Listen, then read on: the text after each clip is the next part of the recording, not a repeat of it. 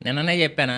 అదే Trump Greenland విషయంలో support చేయని కంట్రీస్ మీద టారిఫ్ ఏస్తానని చెప్పాడని. వెంటనే ఒక్క రోజులోనే దాన్ని నిజం చేసేసాడు. అసలు అంటే ప్రపంచ దేశాలను ఊపిరి కూడా పీల్చుకోనివ్వట్ల ట్రంప్ బాబాయ్. ట్రంప్ ఏసింది తన బద్ధశత్రువులైన ఈ టారిఫ్‌లు కూడా రష్యాకో, చైనాకో గాదు. అమెరికాకి అత్యంత సన్నిహిత ఫ్రెండ్లీ కంట్రీస్ మిత్ర దేశాలంటారుగా. ఇన్నాళ్ళు భుజం భుజం కలిపి నడిచిన నాటో అలయన్స్ మీద ట్రంప్ యుద్ధం ప్రకటించాడు టారిఫ్ పేరుతో. అమెరికా వైట్ హౌస్ నుంచి వచ్చిన ఆ ఒక్క న్యూస్ యూరోప్ మొత్తం ఉలిక్కిపడేలా చేసింది. ట్రంప్ క్లియర్‌గా చెప్పేశారు. ఫిబ్రవరి 1 లోపు అంటే వచ్చే నెల 1 తారీఖు లోపు నాకు గ్రీన్‌లాండ్ డీల్ ఓకే అవ్వాలి. లేదంటే మీ దేశాల నుంచి అమెరికా వచ్చే ప్రతి వస్తువు మీద 10% టారిఫ్ ఏస్తా. అండ్ ఇక్కడితో ఆగలా. ఒకవేళ జూన్ 1 కల్లా గ్రీన్‌లాండ్‌ని నాకు పూర్తిగా రాసివ్వకపోతే ఈ టారిఫ్‌ని 25% చేస్తానని చెప్తున్నాడు. దీని అర్థం ఏంటో తెలుసా? ఇదేమీ ఆఫర్ కాదు లేదా రిక్వెస్ట్ అంతకంటే కూడా కాదు. దీన్ని ఇంటర్నేషనల్ పాలిటిక్స్‌లో ప్యూర్ బ్లాక్‌మెయిల్ అని కూడా అనొచ్చు. ఒక పక్క ట్రంప్ ఏమో తన ట్రూత్ సోషల్ మీడియాలో world peace is at stake అంటే ప్రపంచ శాంతి ప్రమాదంలో ఉందని పెద్ద పెద్ద మాటలు మాట్లాడి, గ్రౌండ్ రియాలిటీలో మాత్రం తన ఫ్రెండ్లీ కంట్రీస్ మీదే గొంతు మీద కత్తి పెట్టి బిజినెస్ చేస్తున్నాడు. అసలు ఒక ఐలాండ్ కోసం, అది మంచుతో కప్పబడిన గ్రీన్‌లాండ్ కోసం ప్రపంచ దేశాలు ముక్కలవ్వాలా?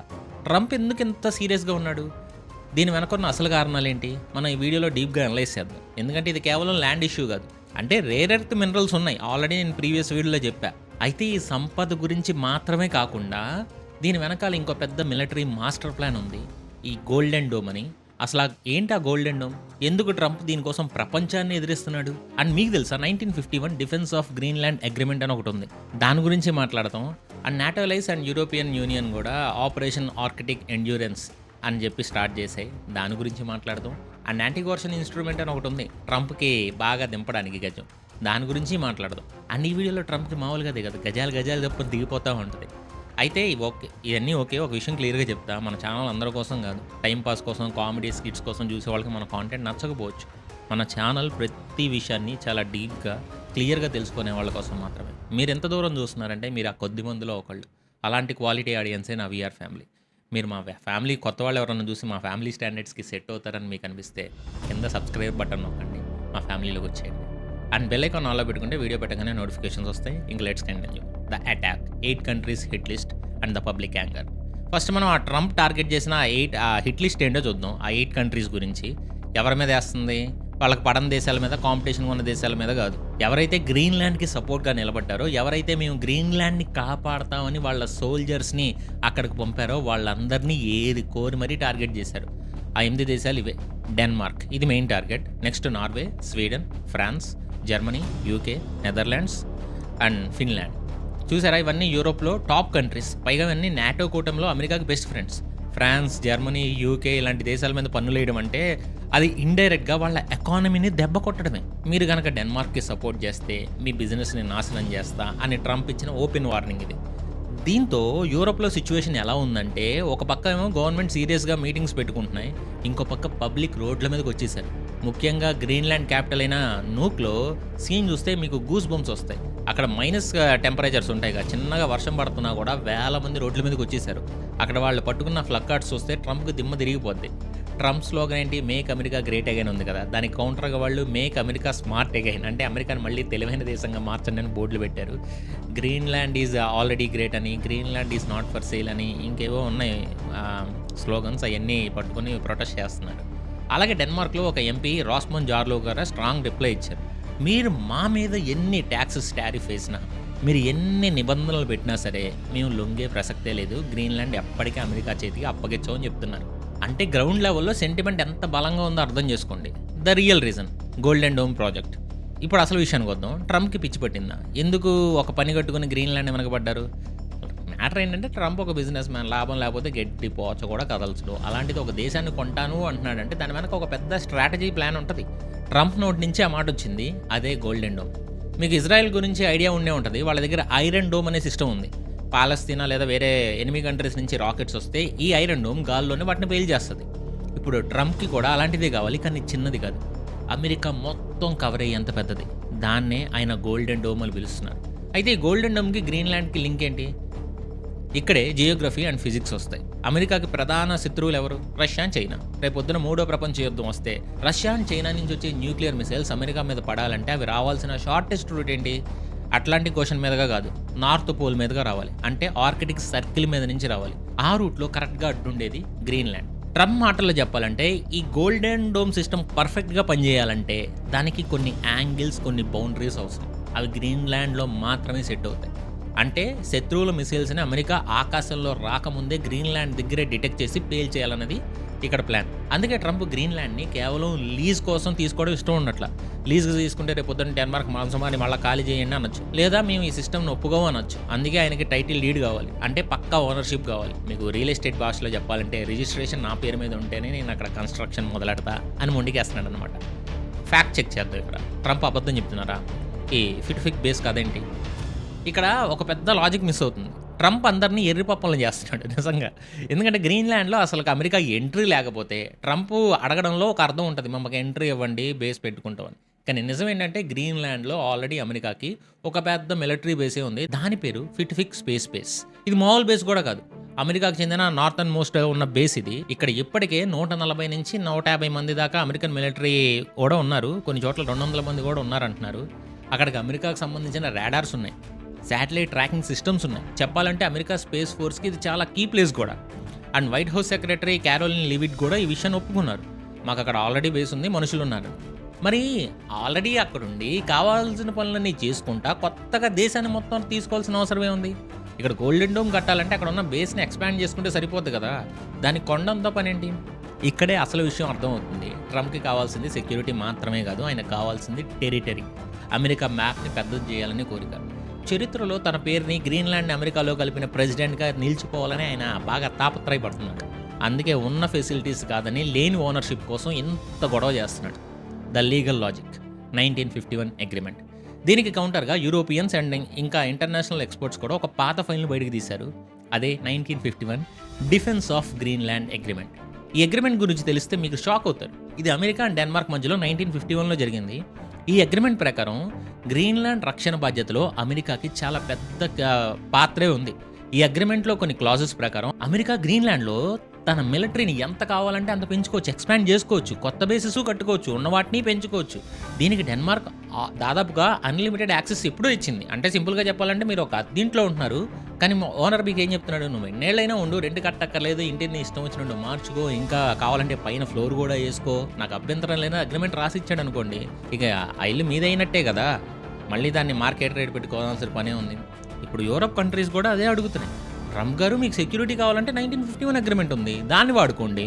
గోల్డెన్ డోమ్ కావాలంటే కట్టుకోండి, అంతేగాని దేశాన్ని అమ్మాయిమని బ్లాక్మెయిల్ చేయడం ఏంటి అని లాజికల్గానే తింపుతున్నారు అనమాట. దీన్ని బట్టి అర్థమైంది ఏంటంటే ట్రంప్ చెప్తున్న రష్యా భయం, చైనా భయం అనేది కేవలం ఎక్స్క్యూజెస్ మాత్రమే.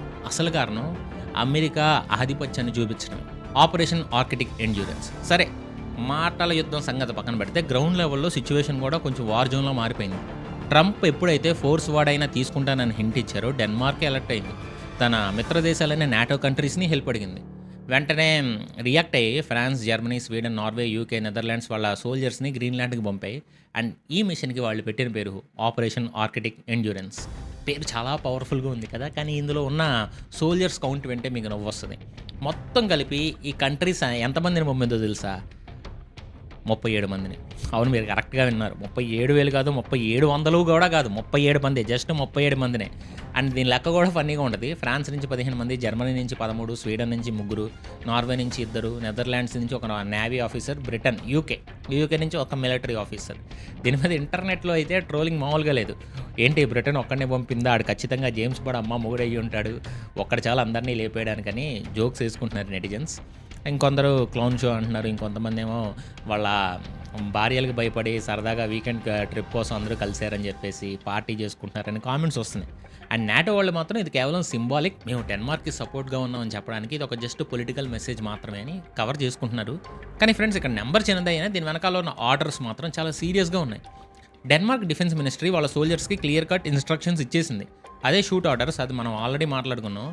గ్రీన్‌లాండ్ గడ్డ మీద అనుమతి లేకుండా ఏ దేశం వాళ్ళు వచ్చినా సరే, వాళ్ళు శత్రువులైనా మిత్రులైనా సరే వాళ్ళకి ఇన్వేడర్స్గానే చూడాలి, వెంటనే కాల్పులు జరపాలి అని ఆర్డర్ పాస్ చేశారు. Danish military commander major general Soren Anderson కూడా దీన్ని కన్ఫర్మ్ చేశాడు. దాడి జరిగితే తిరిగి కొట్టడం మా బాధ్యత, మా చట్టం కూడా అదే చెప్తుంది అని. దాడి జరిగితేనే, ఎందుకంటే ఆల్రెడీ అమెరికాకి పర్మిషన్ ఉంది కాబట్టి ఇంకా వాళ్ళని కాల్చాల్సిన అవసరం లేదు. మరీ టెరిటరీని మొత్తం ఆక్రమించుకుందామని దాడి చేస్తామని మాత్రం డెన్మార్క్ ఖచ్చితంగా కౌంటర్ ఇస్తది. ఇక్కడ ఒక డేంజరస్ పారాడాక్స్ కూడా ఉంది. అమెరికా ఒక నాటో కంట్రీ, డెన్మార్క్ కూడా ఒక నాటో కంట్రీ. నాటో రూల్ ప్రకారం ఒక దేశం మీద దాడి జరిగితే అందరూ కలిసి కాపాడాలి. కానీ ఇక్కడ ఒక నాటో కంట్రీ మీద ఇంకో నాటో కంట్రీని దాడి చేస్తే పరిస్థితి వస్తే, ఒకవేళ ట్రంప్ నిజంగానే తన స్పెషల్ ఫోర్సెస్ని గ్రీన్లాండ్లో దింపితే, డానిష్ సోల్జర్స్ వాళ్ళని కాల్చేస్తే అప్పుడేమైంది? అది నాటో కూటమికి అంతమైంది. సరిగ్గా చైనా రష్యా కోరుకుంటుంది కూడా ఇదే. ఒక చిన్న ఐలాండ్ కోసం మొదలైన ఈ గొడవ ఇప్పుడు ప్రపంచంలో అతిపెద్ద మిలిటరీ కూటమిని ముక్కలు చేసేదాకా వచ్చింది. అయితే యుద్ధం కేవలం బోర్డర్లో కాదు, అండ్ అటు ఎకానమీలో ఇటు పార్లమెంట్లో కూడా జరుగుతుంది. యూరప్ చేతిలో ఉన్న బజూకా ఏంటి, అమెరికా పల్సెస్ మీద ఇండియా చేసిన సైలెంట్ దెబ్బ ఏంటి, ఇవన్నీ తెలియాలంటే మన ఇండియా కూడా టారిఫ్ వేసిందిలేండి. చెప్తా ఇప్పుడు మాట్లాడుకుందాం. ట్రంప్ ఇక్కడ 10% టారిఫ్ అనగానే యూరప్ దేశాలు భయపడి వెనక్కి తగ్గుతాయని ఆయన అనుకున్నాడు. కానీ సీనియర్ రివర్స్ అయింది. యూరప్ దేశాలు భయపడ్డం మానేసి వాళ్ళ దగ్గర ఉన్న మోస్ట్ డేంజరస్ ఎకనామిక్ శాంక్షన్ని బయటికి తీస్తున్నాయి. దాని పేరే యాంటీ కోర్షన్ ఇన్స్ట్రుమెంట్. పేరు వినడానికి కొంచెం టెక్నికల్గా ఉంది కదా, కానీ స్వీడన్కి చెందిన యూరోపియన్ పార్లమెంట్ మెంబర్ క్యారిన్ కాల్స్ప్రో దీనికి ఒక మాస్ పేరు పెట్టారు, అదే బజూకా. ఆమె క్లియర్గా ఒక వార్నింగ్ ఇచ్చారు. అమెరికా కనుక మా మీద ట్యాక్సెస్తో టారిఫ్తో దాడి చేస్తే మేము మా దగ్గర ఉన్న ఈ బజూకాను వాడడానికి వెనకాడమని చెప్పారు. అసలు ఏంటి ఈ బజూకా? ఇది ఒక ప్రత్యేకమైన లా. దీని ప్రకారం ఏ దేశమైనా, అది అమెరికా అయినా సరే, యూరోపియన్ యూనియన్ని రాజకీయంగా లొంగ తీసుకోవడానికి ఎకనామిక్ బ్లాక్మెయిల్ చేస్తే దానికి కౌంటర్గా యూరప్ కూడా ఆ కంట్రీ మీద ఎలాంటి శాంక్షన్స్ అయినా వేయచ్చు. అంటే నువ్వు మా కార్ల మీద పన్నేస్తే మేము మీ సాఫ్ట్వేర్ మీద వేస్తాం, నువ్వు మా స్టీల్ మీద వేస్తే నేను మీ ఐఫోన్లనే ఆపేస్తాం అనే రేంజ్లో కౌంటర్ అటాక్ అనమాట. అండ్ ఈ డిసిషన్ తీసుకోవడానికి ఆదివారం బ్రెజిల్లో ఒక హైటెన్షన్ ఎమర్జెన్సీ మీటింగ్ జరుగుతుంది. అండ్ యూరోపియన్ యూనియన్లో 27 దేశాల అంబాసిడర్స్ వచ్చి అక్కడ మీటింగ్లో ఒక పార్టిసిపేట్ చేయబోతున్నారు. అండ్ ఈ మీటింగ్ని ఆర్గనైజ్ చేసింది సైప్రస్ అనే కంట్రీ. అక్కడ జరుగుతున్న మీటింగ్స్ కూడా చాలా సీరియస్గానే ఉంటున్నాయి. ట్రంప్ని ఎలా ఎదుర్కోవాలి, ఈ బజూకాని ఎప్పుడు ఫైర్ చేయాలనేది అక్కడ హాట్ టాపిక్ అయింది. And US internal war. ఇక్కడ ట్విస్ట్ ఏంటో చెప్పనా, ట్రంప్కి కేవలం బయట దేశాలతో కాదు, సొంత కంట్రీలోనే, సొంత పార్టీలోనే వ్యతిరేకత మొదలైంది. అమెరికాలో ఒక రూల్ ఉంది ఫ్రెండ్స్, ఏదైనా కంట్రీ మీద టారిఫ్ వేయాలంటే దానికి పర్మిషన్ ఇవ్వాల్సింది ప్రెసిడెంట్ కాదు, కాంగ్రెస్, అమెరికన్ పార్లమెంట్. ఇక్కడ రాజ్యాంగ నిర్మాత జామ్స్ మ్యాడిసన్ కూడా రాసిన ఆర్టికల్ 1 ప్రకారం పన్నులు వేసే అధికారం పూర్తిగా చట్టసభలదే. కానీ ట్రంప్ ఏం చేస్తున్నాడు, కాంగ్రెస్ని అడగల, పర్మిషను తీసుకోలే, డైరెక్ట్గా ఒక పాత చట్టాన్ని దుమ్ము దులిపి బయటికి తీశాడు. అదే international economic powers act of 1977. ఈ చట్టం ఏం చెప్తుందంటే దేశానికి ఏదైనా ఎమర్జెన్సీ వచ్చినప్పుడు మాత్రమే ప్రెసిడెంట్ సొంతంగా నిర్ణయాలు తీసుకోవచ్చు. ఇప్పుడు ట్రంప్ ఆర్గ్యుమెంట్ ఏంటో తెలుసా, గ్రీన్లాండ్ వేరే వాళ్ళు తీసుకోవడం అమెరికాకి ఎమర్జెన్సీ, అందుకే నేను ఈ పవర్ని వాడుతున్నా అని చెప్పి. దీని మీద కూడా అమెరికాలో రచ్చ జరుగుతుంది. డెమోక్రాట్స్ అయితే చాలా వరకు మ్యాక్సిమం % ఆపోజిట్గానే ఉన్నారు. సెనెట్ మైనారిటీ లీడర్ చక్ షూమర్ గారు ట్రంప్ నిర్ణయాన్ని స్టూపిడిటీ అని చెప్తున్నారు.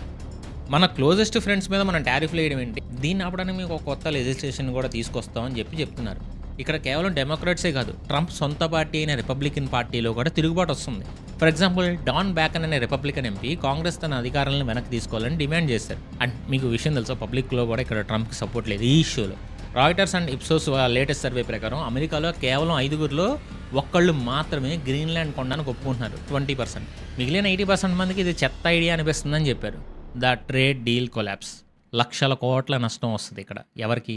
ఈ గొడవ వల్ల ఎకనామీకి ఎంత నష్టం జరుగుతుందో తెలిస్తే మీకు షాక్ అవుతారు. మళ్ళీ ట్రంప్ అనుకున్నది ఒకటి, ఇక్కడ అవుతుంది ఒకటి. ఆయన యూరోప్ని ఎదిరించి లొంగ తీసుకోవాలనుకున్నారు. కానీ ఆ ఎదిరింపుల వల్ల, బెదిరింపుల వల్ల అమెరికా చేతికి అందాల్సిన లక్షల కోట్ల డీల్స్ ఇప్పుడు గాల్లో కలిసిపోయేలా ఉన్నాయి. Last July Trump EU chief Ursula von der Leyen స్కాట్లాండ్లో ఒక గోల్ఫ్ కోర్స్లో మీటింగ్ పెట్టుకొని ఒక డీల్ సెట్ చేసుకున్నారు. దాని ప్రకారం యూరప్ అమెరికా నుంచి $750 బిలియన్, అంటే దాదాపు 60 లక్షల కోట్ల రూపాయల విలువైన ఎనర్జీ గ్యాస్ కొనాలి. అలాగే అమెరికాలో మరో $600 బిలియన్ ఇన్వెస్ట్మెంట్స్ పెట్టాలి. యాక్చువల్గా ఎంత పెద్ద ఇన్వెస్ట్మెంట్ అంటే ఇది మామూలు డీల్ కాదు. ట్రంప్ అయితే దీన్ని ప్రపంచంలోనే బిగ్గెస్ట్ డీల్ అని కూడా గొప్పగా చెప్పుకున్నాడు అప్పుడు. కానీ ఇప్పుడు యూరోపియన్ పార్లమెంట్లో EPP సోషలిస్టులు ఈ డీల్ని క్యాన్సిల్ చేస్తున్నట్టు అనౌన్స్ చేస్తున్నారు. మా గొంతు మీద కత్తి పెట్టిన వాడితో మేము వ్యాపారం వద్దని వాళ్ళు అనుకుంటున్నారు. న్యాయమే కదా. యూఎస్ ట్రేడ్ కమిషనర్ మరోస్ సెప్కోవిచ్ కూడా ఆయనైతే ఇంకో అడుగు ముందుకేసి అమెరికా లేకపోతే మాకేం నష్టం లేదు, మా దగ్గర ప్లాన్ B ఉందన్నారు.